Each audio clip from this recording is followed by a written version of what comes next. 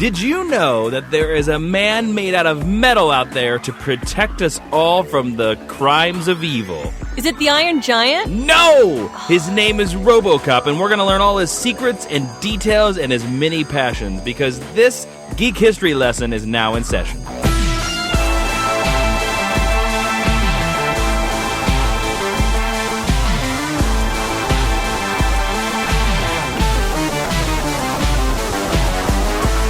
Hello and welcome to Geek History Lesson.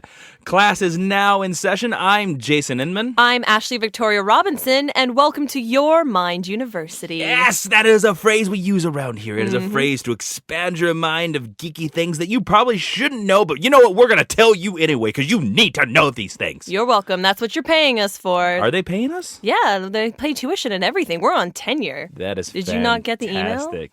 Oh, no. I don't believe in emails because I live in a time of 1987. And you know what else happened in 1987? That is right. The subject of today's class, Robocop. Robocop, Ashley. Robocop, Jason? Robocop, Ashley. You have no idea how excited I am that our first class, our first full class, First official class, is about Robocop. Oh, it's exciting. So, as you know, we have Geek History Lesson is about a really quick, not really quick, but, long episodes. But we tell you about things that you need to know. Interesting facts, interesting origins, all kinds of things. We got all kinds of sections. We'll explain them to you as we go along. So let's just get right into Robocop. You want to get into Robocop? Hit me. I'm not even talking right now. I'm like, you want to get Robocop? I was going to say hit me, and then I was going to make a joke about shooting me instead because of the sheer amount of blood that happens in that movie. Oh, man. Yeah. No, that was a bit extreme for day one for these new students. I mean, look at them. They're shivering in their boots. They're shivering because they're so excited to learn about Robocop. Okay, our first section of the podcast is the 10-cent origin.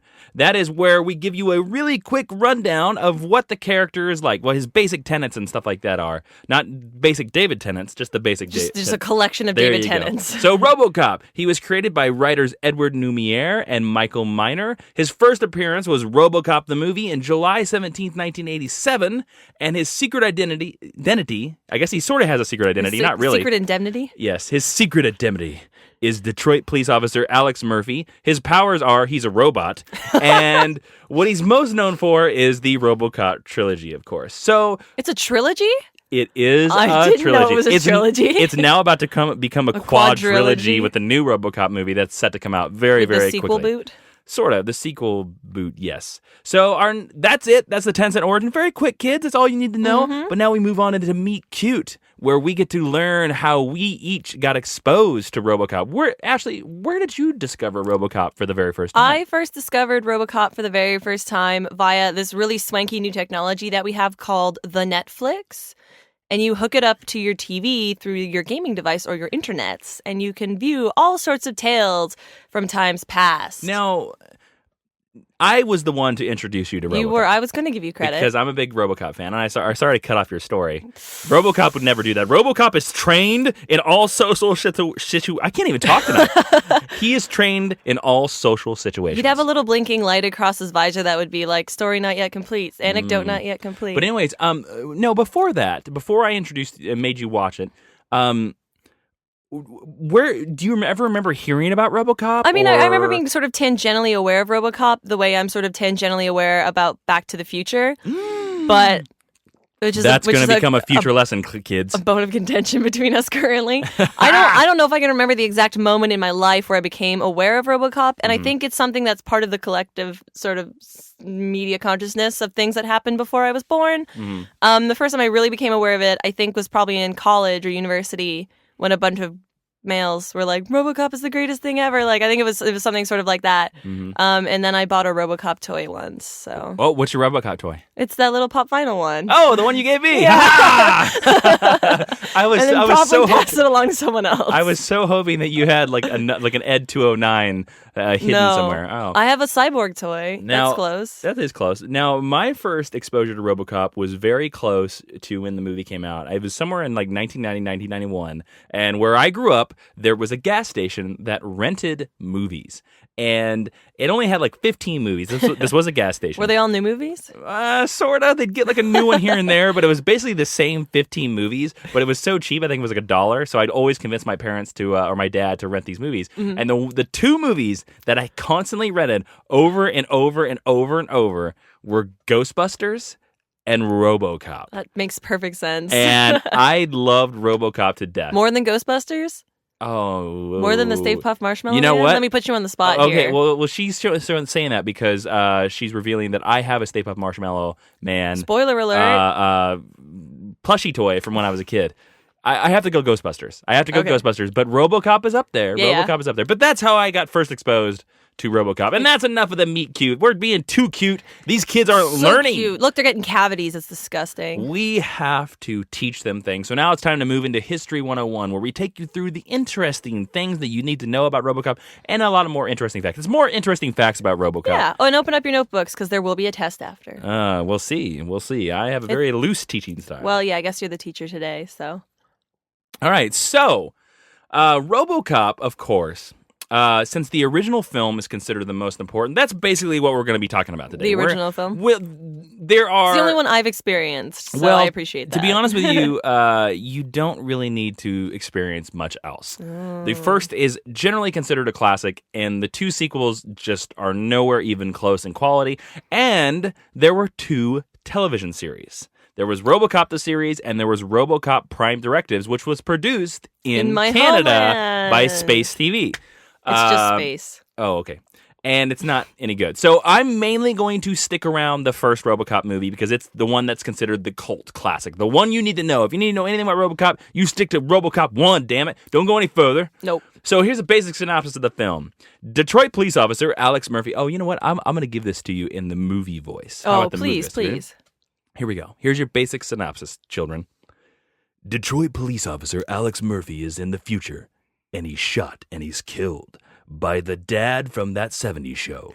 He's brought back to life by Corporation OCP as RoboCop. He's stronger and faster than a human, and he tracks his killers to be and he finds out that the people that killed him are working for the same corporation OCP that built him, until he kills them all and throws the big boss out of a window. And then for his final line, he turns to the camera and goes, "Murphy!" And the film goes to credits, kids. All right, so you know, what do you think the people of 1987 thought about RoboCop? What do you think? When they saw that movie, what do you think they thought of it? I think they probably found it really, really futuristic, although by contemporary standards, it's not so much. And I hope they gave Peter Weller his due. Oh, and see, I'm catching your inability to speak. RoboCop, rewind, blah, blah, blah, blah, blah. I think they probably also found it incredibly, incredibly violent. Because I don't know if anything up to that date, like, what was it, rated R? It was rated R. After several attempts to get a rated R, it was actually the first time it went through to the MPAA, it was rated X. Oh, wow. Yeah, it was like, you're a dirty movie, RoboCop. That's triple X. You're dirty. Not the... You gotta back it on up, RoboCop. You're so dirty. And we've entered the awkward part of the lecture tonight. So anyways, as I asked you before, RoboCop got positive reviews from all critics. From all critics? In 1987, including Roger Ebert. He gave it a thumbs up.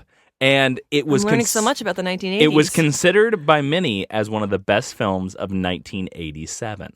Do you know offhand, or do you have in your research, in your notes, in your overhead projections, some other big movies in 1987? No! Okay. I don't! I retract my question. Okay, so let me tell you about the origins of RoboCop. Let me give you, like, where he came from. Yeah, hit right? me with the origin. Okay, so RoboCop, as I said before, was written by Edward Lumiere and Michael Miner. And Edward Lumiere stated that he first got the idea for RoboCop when he walked past a poster for Blade Runner. Now, he asked his friend at the time in the movie theater, he said, "What's that movie about?" And the guy said it's about a cop hunting robots. And he said that this idea stuck with him, and he just suddenly came up with the idea of Robot Cop that eventually became RoboCop. So, of course, he wrote the script. Was he Asian? Who, RoboCop? No, the Lumiere, the guy with the French last name. It just sounds so suspiciously like a mech suit Gundam kind of concept. Oh, I have no idea. Okay. I have no idea what his race. And I'm a little concerned that you are concerned about that. I'm not concerned. I'm curious. So they went to production, right? And they were like, what actor could we possibly have played RoboCop? And of course, we all know it went to Peter Weller, who has been in 2 Star Trek things, Star Trek Enterprise and Star Trek in the Darkness. Which is why he is universally known as Admiral RoboCop. Admiral RoboCop. Put that in your notes. But before he was cast, Rutger Hauer and Arnold Schwarzenegger were favored to play the part. Who is the first one?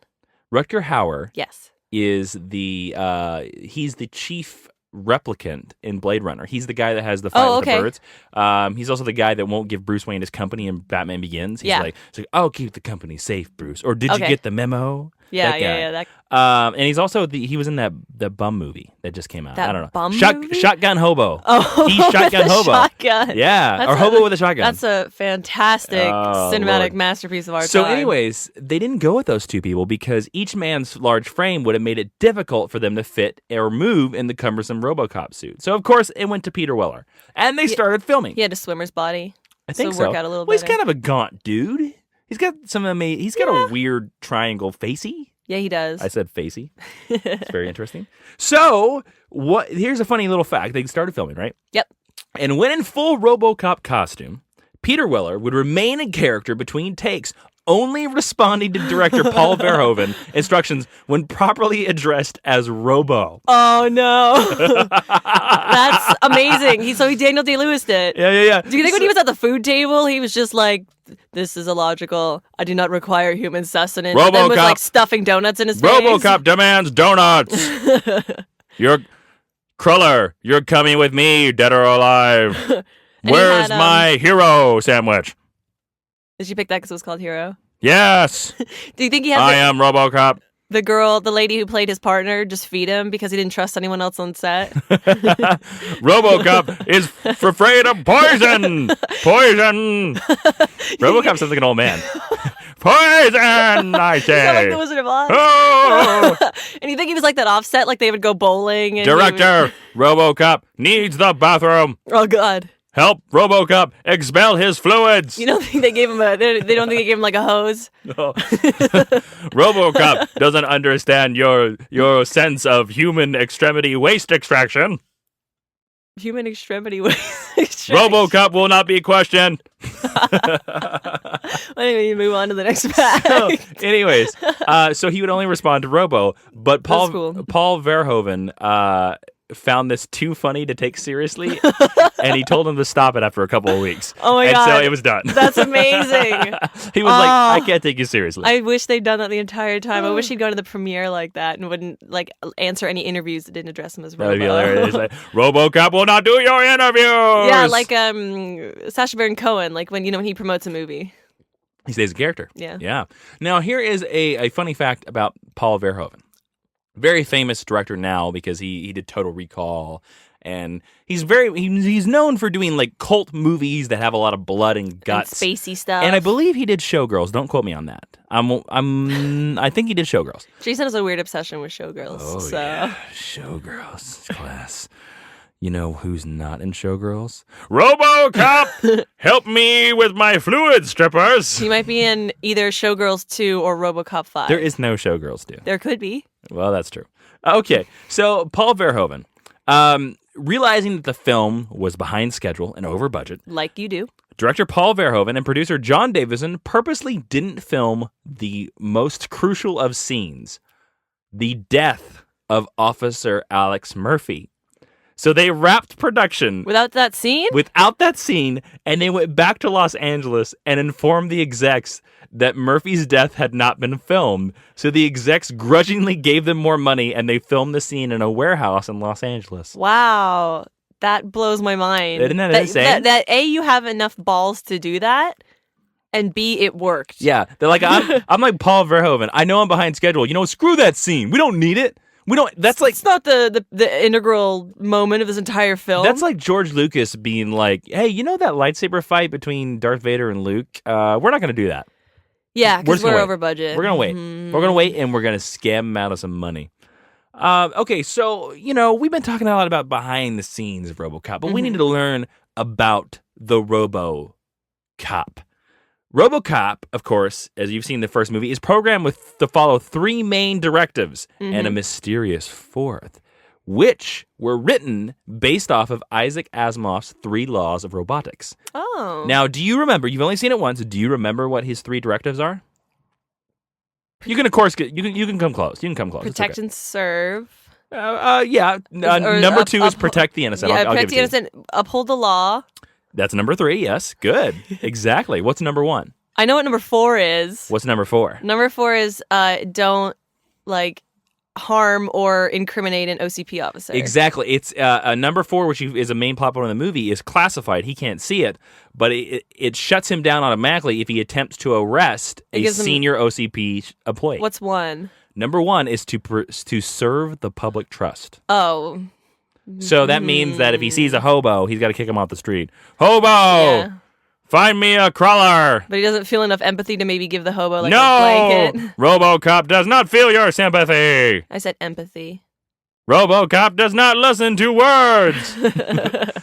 Okay, so I did 3 for 4. So that's a good That's average. pretty good. You know robots. 75%. That's a passing C. You know some robots. That's weird. I should keep my eye on you. Are you a Cylon? Maybe. Robocop does not love Cylons! What if I'm one of the really pretty Cylons? Robocop can change his directives to love Cylons. The red dress. If the Cylon can get me a crawler. I don't know what a curler actually is beyond a donut. Me neither. It's a funny word. Okay. So speaking of funny words, Auto 9. Auto 9 is Robocop's primary weapon. And it is a 9mm handgun with a large barrel extension that fires in 3-round bursts, which as a kid I thought was the most awesome gun ever because all the other cops, when he's in the firing range? The firing range, thank you. I was going to say shooting range. At the cops, they're all like bang, bang, bang, and he's like ba-da-da-da, ba-da-da-da, ba-da-da-da. It's just like it's awesome. So you make such good gun sounds. I couldn't have done that's that a weak one. gun sound. That's a weak gun sound. The one and he also spins it. Yeah, he Which does is the the coolest classic spin like his kids, the little old, the 19, little thing. So, let me ask you a question, Ashley. Ask me a question, Jason. Did you know that RoboCop can fly? I did not know that RoboCop can fly. I'm Dun, dun, not dun. surprised. And I don't mean in your dreams. Well, RoboCop in my dreams is more like a nightmare generally. RoboCop has come to sweep you off your feet. Yeah, only when he shows up with a magic carpet and a monkey do I really go for it, though. RoboCop has stole the monkey, Just but revealed a really crushed awkward him part of my because I did not psyche. realize my own strength. Oh, you killed Abu! Yes. Can never... RoboCop has no directives about monkeys. RoboCop engages in animal cruelty is what I'm hearing from this anecdote. So RoboCop has a large jetpack that allows RoboCop to fly. Is this a development in a later film? Yes. It doubles as a replenishing system for RoboCop's battery system. It is seen in RoboCop 3 because the jetpack allows Murphy to overcome his relatively limited mobility for a tactical advantage in combat. Now, RoboCop 3, first of all, is a pretty stupid movie. And it's so bad that Peter Weller is not even in RoboCop 3. Who's the RoboCop? Well, that is a future little thing that we're gonna get to. Oh, okay. We're gonna learn that. I'm jumping ahead. We're gonna learn Too smart for my own that. Okay, so we talked a lot about RoboCop 1. We skipped a little bit over to RoboCop 3, but let's talk about RoboCop 2. Backing it up. Now, do you know that RoboCop 2 has a secret connection between it and Batman? No, because it doesn't have that same exec in it from Batman Begins? No, it's because RoboCop 2 was written by Batman writer Frank Miller, who wrote The Dark Knight Returns. Oh, and who maybe I didn't know also makes a cameo in the movie where he plays the chemist for the main drug dealer. Because RoboCop 2 is basically about Detroit has been taken over by this drug lord who peddles this drug called Nuke. And he's a bald guy. He's not that great. But the drug dealer... Are all their villains bald? Pretty much. And the drug dealer dies, and they take his brain and they put him in one of the robots. So the final scene of the... There are multiple RoboCops? There are multiple... Well, there's it's like an Ed 209. It's not a RoboCop, but it's kind of... They were trying to make RoboCop 2.0. Yeah. And he's kind of like Captain America. He's the only one that they could figure it out with. Yeah. And they think it was like Alex Murphy's brain is why. So they put the drug dealer's brain in the RoboCop 2.0, and they have a big fight, and that's the end of the movie, basically. Okay. But Frank Miller shows up as his chemist, the guy who makes Nuke. Did he write a comic book adaptation, and that's why he got to write the movie? Or no. How did he get the job? The producers of the movie liked The Dark Knight Returns and sought him out and asked him to be part of the movie. Were the producers of the movie Kevin Smith? No, Kevin Smith was not. He was bumming around a little gas station somewhere in New Jersey. Okay, that's Kevin Smith's favorite Batman book. Now, Miller's script was labeled unfilmable. Typical. By producers and studio executives. And his script was changed through rewrites into what became the final script. Now, RoboCop 2 is a bad film. And it's bad. And I recently tried to rewatch it. It is How far quite into did you get? About an hour, and I gave up. I may watch the final scene just because I like him fighting robots. Like I like that. But Frank Miller turned his unfilmable script into a comic book for Dark Horse. Now I have not read that, but I have read reviews of that said comic book, and the reviews say that it is quite horrible. It's fairly unreadable. It is really, really, really bad. Now, we learned about RoboCop 2 and some Frank Miller. Let's jump into RoboCop 3. Jump. It's even worse. Now, good Lord. But here it leads us into an interesting fact. Interesting fact. It was filmed in Atlanta, Georgia.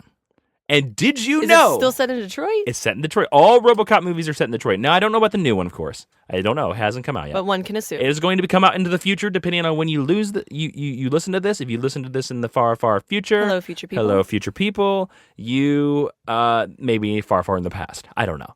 We don't know whether the people from the year 3126 are listening to this. Hi, people from the year 3126. RoboCop still wants a crawler in the whatever century. 31st. Yes! RoboCop. 32nd. 32nd. So. Math. I don't teach yes, math. they all take place in Detroit. Okay. Of the RoboCop trilogy. But we're filming in Georgia. No RoboCop movie was ever filmed in Detroit. Even a little bit? None of them. Now, my research shows that none of them were filmed there. Now, I could be wrong. There may be a scene, but major scenes were not filmed in Detroit. No scene, as far as I could tell, was filmed in Detroit. Now, for the first movie, it was filmed in Pittsburgh, Pennsylvania. Okay. And Dallas, Texas. The second one was mostly shot around Houston, Texas. Okay. And that's it. No, it's kind of sad. I just wonder how much, Pittsburgh I could kind of see, but I wonder how much, cities in the South visually line up with Detroit or more northern cities. The OCP building that is seen in the first RoboCop movie is a city hall in Texas. Oh, really? The big tall one? Yeah. Oh. Interesting facts, right? Fascinating. Now, we've learned a little bit about, RoboCop 3, but let's get a synopsis of RoboCop 3, right? Please. RoboCop saves the day once more. Oh, wait, I got to do this in the movie trailer for us. I'm sorry. Here we go. RoboCop saves the day once more. This time, the half-man, half-robot takes on ruthless developers who want to evict some people on their land. Plus, RoboCop flies around a lot, like a bird. There you go. There are some Asian businessmen that come into Detroit. They buy some sections of land, and RoboCop fights them. I am not kidding about any of that. Cool. Sounds like the third episode of Almost Human. Really? Yeah. Was there a jetpack in it? No, but there were Asian... The Fox TV show. There were Asian guys who were trying to make sex robots, and there was something wrong with the sex robots. That's all I remember about it. Wants to marry a sex robot. Because there's one scene RoboCop with Aomer and Dorian, and they're looking at all of the topless. Whoa, who's Aomer? Aomer is Carl Urban. Oh, okay, but I was making the Lord of the Rings reference. I get it. Trying to be clever. You're being too nerdy for me a little bit. No such thing. Now, the RoboCop suit that was worn in RoboCop 3 was originally built for RoboCop 2. Mm-hmm. But since Robert John Burke, the actor who replaced Peter Weller, Admiral RoboCop, he complained that wearing it was painful for a short time because Robert John Burke is taller than Peter Weller. Significantly? I don't know how much. Okay. But they didn't change the suit. They just stuffed him in the suit. Just like in Wizard of Oz when it was supposed to be, what was the little blonde girl's name? Shirley Temple. And then they cast Judy Garland? Julie Garland. And they were like, so you're not 12, but wear these size 2 shoes anyway. Okay, thanks. Oh, and she did. Had painful corns? Her feet bled every day on set. But that was in the studio system where you had to do whatever they told you. Yeah, your contract. That's horrible. Yeah, fact. They also told her she was fat the entire shoot. So, Now, RoboCop, as I said before, has appeared in 2 television series. One called RoboCop the series and one called Prime Directives, and both are not considered to be very good. And RoboCop kind of has disappeared until the new film that's coming out, and it stars a lot of superhero actors. Mm-hmm. We have Batman. Michael Keaton. Yep. We have Commissioner Gordon. Yep. Gary Oldman. One of my favorite actors we have ever. Nicholas Fury, Sam Jackson, as I guess he looks like he's a spokesman for OCP. Now, RoboCop has black armor, and he has a human hand. He looks a lot like movie. a Cylon. A lot like he does. His eye visor is almost like a smile. Yeah, and I don't know what they've done, but I feel like I've seen the Cylon like light effect as it goes from side to side. But that could just be my brain. Here's a fun fact about the new movie. Fun fact. Michael Fassbender and Russell Crowe were considered to play RoboCop. Oh, who's actually playing him? Some man that I don't know. I don't have that information. I feel like Fassi probably passed on it after Prometheus. He was like, do I need to play another sentient robot? Man, RoboCop would have been so great with Michael Fassbender. Russell Crowe is way too old. But like, I almost feel like RoboCop's too high class for Michael Fassbender too. So. Yeah, and Russell Crowe. Russell Crowe could have had the right gravitas though. Too old. Yeah, I mean, if he'd been younger though, like in his Gladiator days.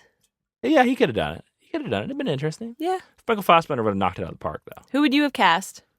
I go to be contemporary Murphy. I'm cool with Michael Fassbender as Alex Murphy. Yeah. You know, I don't know. Like to me, I say you have to have somebody that is like sort of well known because when Peter Weller was cast, he was sort of well known. Like he wasn't a nobody, but he wasn't super uber famous, but he was known. You know who I think would be really good because he moves really well, and I don't actually know this actor's name, and I feel like a total douchebag because I don't.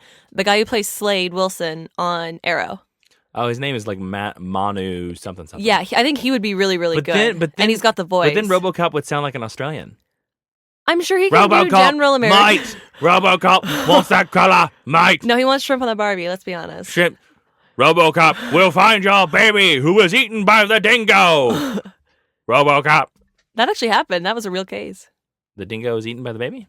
Well, the baby was... Not if RoboCop was on the case. The baby went missing, and they tried the mother for negligence, and there was a long time where they thought she... Yeah, it's based on... And none of that would have happened if RoboCop was on the case. So that is all. That's my lesson on RoboCop. There's all your interesting facts. Did you learn something, Ashley? I learned many things. Did you learn anything good? Like, will you repeat this at parties? I learned pieces of trivia. A whole pizza of trivia. RoboCop demands pizza. Yes. In his human mouth. I will use it when people discuss 80s movies and automatically assume that I know nothing about it. Oh. So there you go, kids. That's the end of your history lesson 101. Now we move into required watching. I, of course, am going to say that if you want to learn about RoboCop, you are required to watch the original RoboCop movie and watch nothing else. Don't watch the bad animated series that was on TV. Don't watch Prime Directives. Although I'm curious about Prime Directives, I've never seen it. I still say don't watch it. RoboCop, the movie, is where it's at. Right? Don't you agree, Ashley? Yes, the classic RoboCop You've movie. only seen one RoboCop thing. Yeah, but I'm going to save my judgment on the contemporary one because remakes are usually not as good. And after you have watched it, our faithful students, we are requiring that you write a compare and contrast with some other robot movie, no less than 15 pages, APA style. Wow. There's homework with this podcast? Yeah. Wow, I didn't realize that. If someone sends us homework, I'm going to be really impressed. Okay, and now we move into the final section of the Geek History lesson. And it's just the basic discussion class where we open it up. Now, in future episodes, we hopefully will have comments on the Facebook page. We'll have comments on the Tumblr. And we can discuss and we can talk and converse. And have questions and comments and concerns and...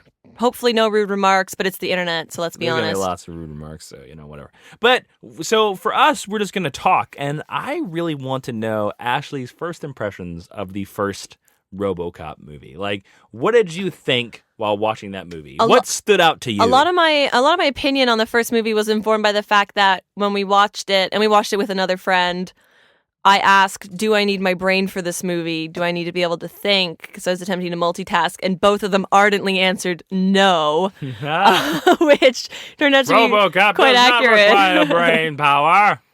I think the main thing that I took away from it is that what the 1980s thought of as the future looks really 80s now. It's all very... Yeah, there's a very interesting fact that I didn't include. The cop car that RoboCop drives is a Ford Taurus. And it's just like, because at the time they thought it looked futuristic. In 1986, they thought it looked futuristic. And it's so funny because my parents drove a Ford Taurus, and I was always like, this doesn't look futuristic at all. I think it's just painted black. I think it's also because like the computer technology is just so old now, and like everything's really thick. Like the machines are thick and they're square, and even now everything is very like getting more organic and soft, and it's all very thin, like tablets and plasma TVs and stuff. So I thought that like the 80s version of the future is really funny because it's dated the movie even more than even some other properties. And then I was super, super impressed with Peter Weller because you told me that he did all the movements, and he actually looks like a robot. He looks like a non-human entity. Yeah, he does this wandering around. Yeah, he does this totally cool thing where his body turns before his head turns. Yeah, and that made me respect him a lot more as a performer because, I mean, I thought in Star Trek, like, I thought he was really, that was good. You mean Star Trek Into Darkness? Yeah, Star Trek Into Darkness as Admiral Robocop. Where he's the villain. Yes. Admiral Marcus. Admiral Marcus. I thought he was good, but I was never like, well, I really respect you now. But actually having seen Robocop of all things, it feels sort of ironic to say, I really respect him a lot more as a performer. He's in a lot more 80s movies that he's really good in. Yeah? Yeah, he's really good. He's in a David Cronenberg film called, I think it's David Cronenberg, called He's Canadian. The Naked Lunch. I've seen that. Well, Peter Weller is the star. I didn't realize that. That's the film that he decided to not do RoboCop 3. Good choice. Yep. Yeah, so those are my main thoughts, is that it doesn't look that futuristic. And yeah, Peter Weller, his movement was really, really incredible. What did you think about, like, there's a big thing, Paul Verhoeven loves to do this. He directed Starship Troopers as well. Which I haven't seen. You haven't seen Starship Troopers? No, we've discussed this already. Wow, we're going to have to do this.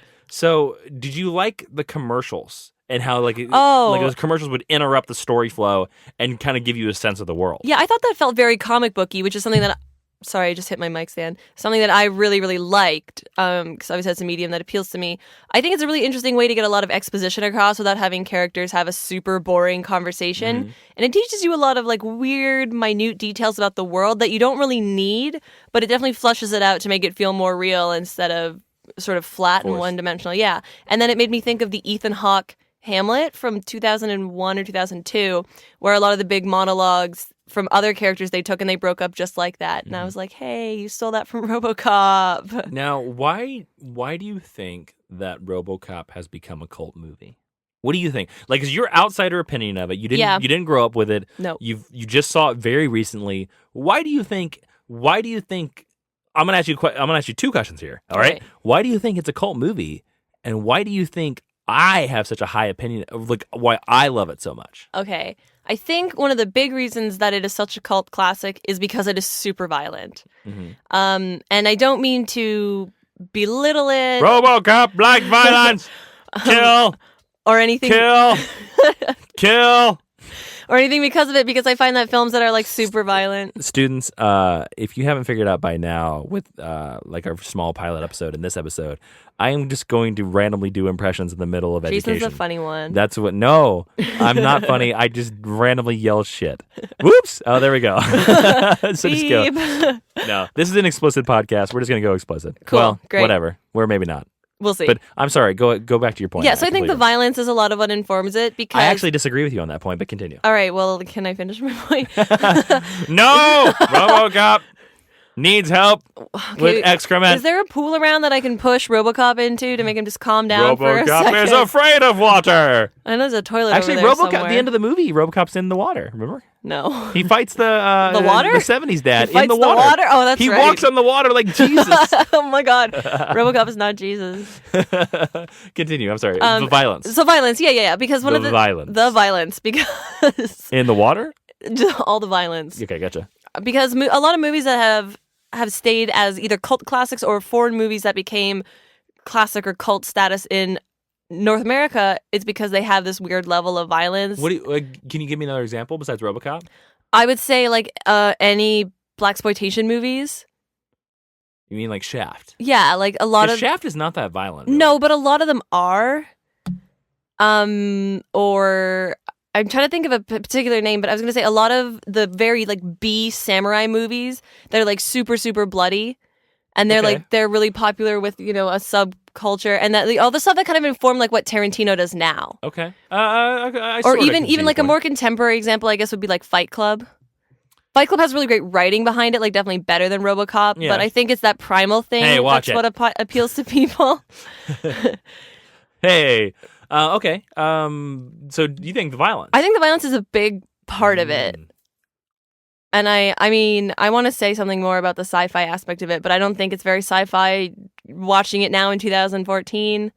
So I don't know. That's a really tough question because for me personally, like I thought the movie was fun, but there weren't a lot to it where I was like, wow, I need this in my life all the time. I would give 2 reasons for why I think it's a cult movie. Please. One is very simply its title. RoboCop. It is about like snakes on a plane. A RoboCop, and that is such a clever title and such a clever concept.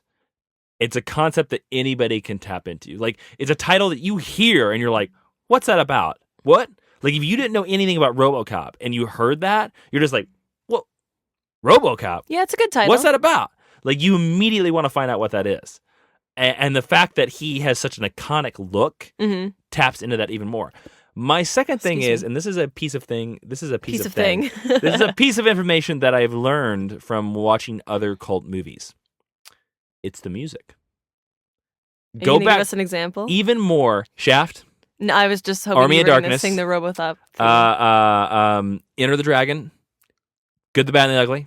The list Star goes Wars, on, technically. Go on. It just keeps going. If you look at any of those 70s movies, they all have like an. I mean, that's the golden era of the movie soundtrack. Yeah. Especially blaxploitation movies. And since the RoboCop soundtrack is by Basil Poledouris, and it's the only one that is by Basil Poledouris, like I remembered that theme since I was a little kid, and it's just always been the ba ba ba ba ba ba ba ba ba.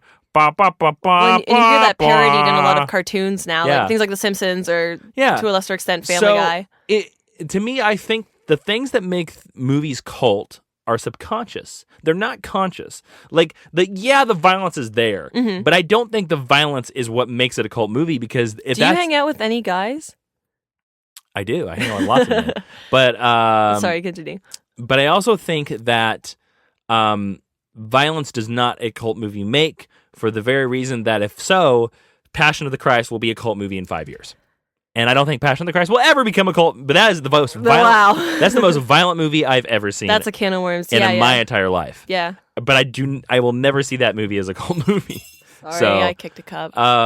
But yeah, that's my thoughts. From what you've seen of the trailers of the new RoboCop, what do you think? What do you think? I think we haven't seen it yet. Of course, no, we haven't seen it. At this point, we have not watched it. I think it looks futuristic, but I'm gonna watch a 2014 movie living in 2014, so it should look futuristic. I'm not sure how I feel about it because it looks very, very different. It looks like they're going more pseudo-political action thriller than just straight up like action drama or attempting action drama. I'm a little worried about it. I know Gary Oldman will be good in it. Yep. I'm excited for Michael Keaton too. Yeah. I think Michael Keaton is an interesting choice. I'm a little worried about it. I've seen a couple clips and it has just generic sci-fi action movie tone to it. Yeah, there's nothing super encouraging about it. Whereas the original RoboCop has a very distinct flavor. Yeah. I think also with things like we referenced earlier, like Almost Human, like there's a lot of the cyborg guy with technical implants, pseudo robo kind of thing going on right now, and I think a lot of it hasn't gone very well. So just the mood of the way like media and stuff's going right now doesn't really encourage me. Is there anything else you want to know about RoboCop before we end this lesson? What is there a need? Let me see if I can answer it. I'm curious. I think you'll know the answer to this. Are all the RoboCop models male? Is there any adaptation where they've ever tried to like juxtapose it by having a female become a robo something? Well, there is a slight caveat to your question that there has only been one RoboCop. Okay. Alex Murphy has been the only RoboCop. He's the only Captain America. He's very much like Captain America. Like they figured out how to do it with him, and they have never been able to figure out how to do it again. And a lot of in 2 and 3. And I'm sure they talk about it in the TV show. A lot of it is talked about that Alex Murphy just had like a dedication to being a cop. Yeah. That's the reason why it worked. Okay, I have one more question. Okay. But there might be in comic books because there are a lot of RoboCop comic books. I've never read any of them. but maybe. Sorry, go ahead. If you had to choose for your final movie between RoboCop and Terminator 2, which would you pick? Terminator 2. Yeah? Are you going like a robot versus robot? Well, yeah. Like there is a Cyborg. RoboCop versus Terminator video game. Is it terrible? No, the it's best so way cool. Possible? It was made for like Super Nintendo, and it's actually so cool. You're just like, this is brilliant. Yes, they should fight. Was it an arcade game? I feel like it should have been an arcade game with, you're just button mashing and joysticks. And... RoboCop was higher than arcade. He was console, baby. That's my RoboCop. And I think that should bring the lesson to a close. Don't you agree, I fellow definitely co-teacher? agree. Okay. And we hope that satisfied your needs for RoboCop. We hope you learned something. Hope we didn't ramble too much that you turned us off. We wouldn't know. Yeah. They didn't make it this far. If you did make it this far, I got a secret message for you, and that is RoboCop feels human emotion love for you. There you go. RoboCop is short-circuiting as he speaks. Yes. So that has been your Geek History lesson on RoboCop. When we see the new film, maybe we'll do another one. I don't know. I'm not throwing out promises, but let's just say... We're just throwing out ideas. We'll see. Maybe it probably will be wait till the DVD release or something like that. And we'll do new RoboCop. Cool. But for that... This is the end of the lesson of old RoboCop, the original RoboCop, the Admiral RoboCop of RoboCop. For this podcast, I am Jason Inman. You can find me on Twitter at Jawiin, that's Jawiin, and on YouTube.com/Jawiin with the same spelling. Miss Ashley, where can they find you? You can find me on the Twitter at Ashley V. Robinson, and that's all I got. You can also find this podcast on Tumblr. geekhistorylesson.tumblr.com and on Facebook at facebook.com/Geek History Lesson. Go give us a like, go give us comments, give us ideas for future episodes. Because, if you do that, if we learn, you get to learn. And also, RoboCop gets to learn. Right? Yeah, RoboCop demands satisfaction. Yeah, which in that's this right. case is learning. So that's it for this Geek History Lesson. Professor Ashley, please take us out. Class, you are dismissed.